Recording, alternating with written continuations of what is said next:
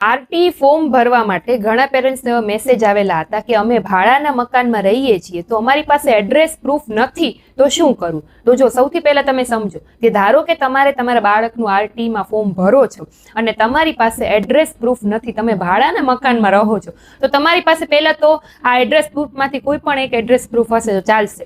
જેમ કે આધાર કાર્ડ છે, પાસપોર્ટ છે, અથવા તો લાઇટ બિલ છે, કે પછી પાણીનું બિલ છે, અથવા તો ચૂંટણી કાર્ડ છે. આમાંથી કોઈ પણ એક તમારી પાસે અત્યારે તમે જે ભાડાના મકાનમાં રહો છો એ એડ્રેસ વાળું આમાંથી કોઈ પણ એક પુરાવો હશે તો એ ચાલશે.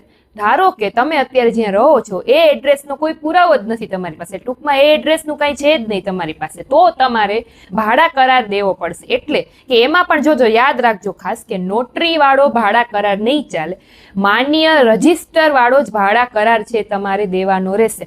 ઘણા બધાની અરજી આના કારણે રિજેક્ટ થઈ છે. એટલે હું તમને ખાસ કહું છું કે જે લોકો ભાડાના મકાનમાં રહે છે અને જેની પાસે એડ્રેસ પ્રૂફ નથી એ લોકો ભાડા કરાર નોટરી વાળો ન દેતા, ન અપલોડ કરતા રજિસ્ટર ભાડા કરાર જ ચાલશે. બરાબર. હવે બીજી એ વાત કે ઘણી બધી ડેટ છે ચેન્જ થઈ ગઈ છે.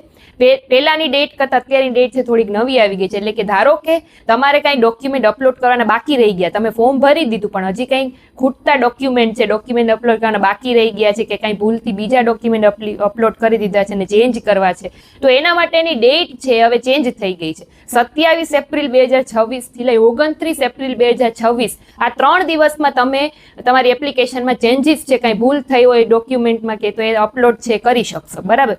અને પેલો જે રાઉન્ડ બહાર પડવાનો છે નામનો, એની પણ ડેટ ચેન્જ થઈ ગઈ છે. એટલે કે જે આરટી નો પહેલો રાઉન્ડ છે એ હવે 4 મે 2026 ના દિવસે બહાર પડશે. પહેલા 29 એપ્રિલ તારીખ હતી, પણ આ જે ફોર્મ વધારાના દિવસ લંબાવવામાં આવ્યા એના કારણે પહેલા રાઉન્ડની તારીખ નવી આવી ગઈ છે 4 મે 2026. ખાસ યાદ રાખજો, હજી પણ તમારી પાસે 2 દિવસ છે. જે લોકો ફોર્મ ભરવાનું ભૂલી ગયા છે પોતાના બાળકનું આરટીમાં ફોર્મ ભરી દેજો. અને આ બધી ડેટ છે યાદ રાખજો, રીલને સેવ કરીને રાખજો. હજી પણ કંઈ નવો પ્રશ્ન તમારા મનમાં થતો હોય આરટી વિશે તો કમેન્ટમાં જણાવજો, એટલે એની હું રીલ ચોક્કસથી બનાવીશ. Thank you.